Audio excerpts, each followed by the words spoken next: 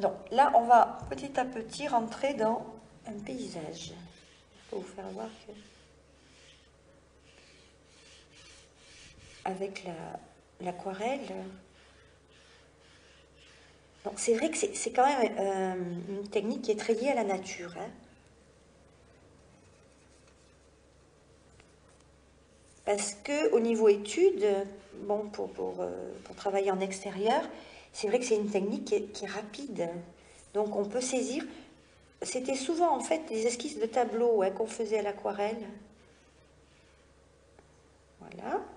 Donc là, par exemple, je vais graver avec le dos du pinceau, dire que je trace quelque chose et ça va ressortir parce que l'aquarelle se met à l'intérieur.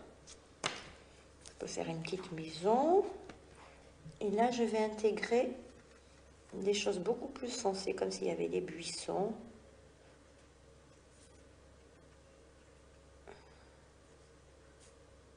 Peut-être le petit toit, mais le petit toit, c'est un peu tôt quand même, hein. Donc, quand je fais quelque chose qui ne va pas, hop, je peux pomper. Voilà, et là, je vais foncer.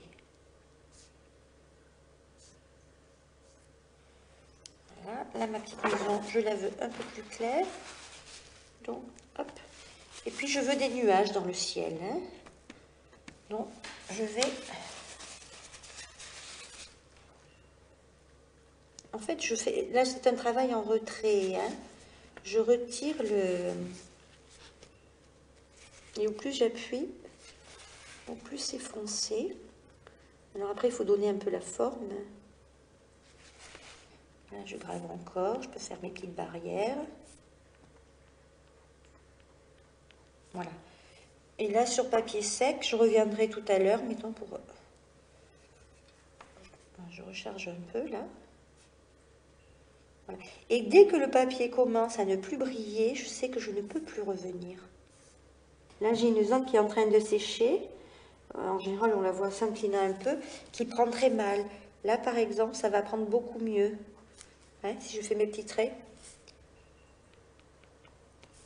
Voilà. J'absorbe au niveau de la maison. Voilà, puis je reviendrai après, éventuellement.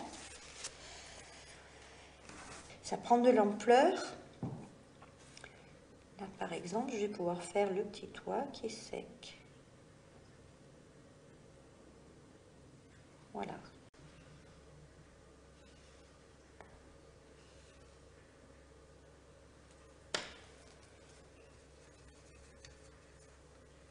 Voilà, là, pour vous faire voir, zone sèche.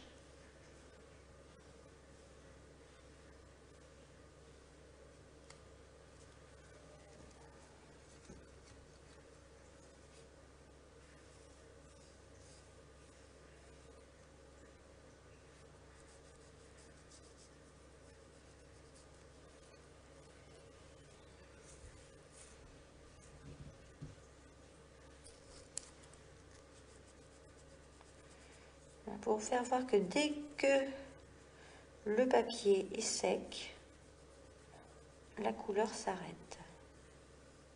Le drawing gum. Voilà, la gomme liquide. Tout le monde a dû l'utiliser dans sa petite enfance, hein. C'est soit pour faire des tâches, soit pour travailler avec le drawing gum, pour faire des tâches encore, hein. Donc en fait, je plonge la brosse à dents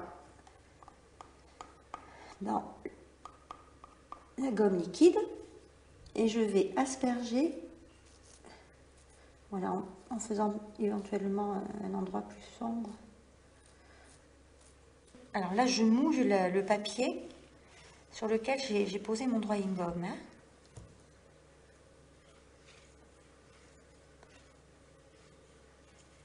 Hop, ça pénètre.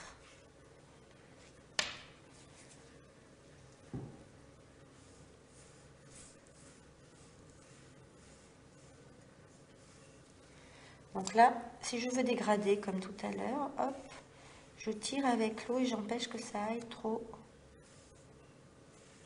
Voilà. Je mets plus d'eau, donc ma couleur, mon dégradé va se diluer. Et il faut que ce soit fait sur des choses très égales en eau. C'est-à-dire que si là, il y a moins d'eau que là, on va avoir une auréole.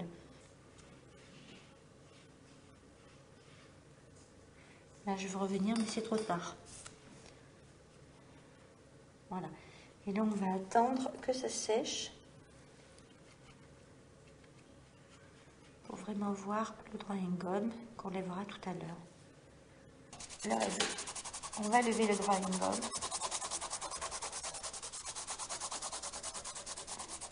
On peut s'en servir pour faire du sable.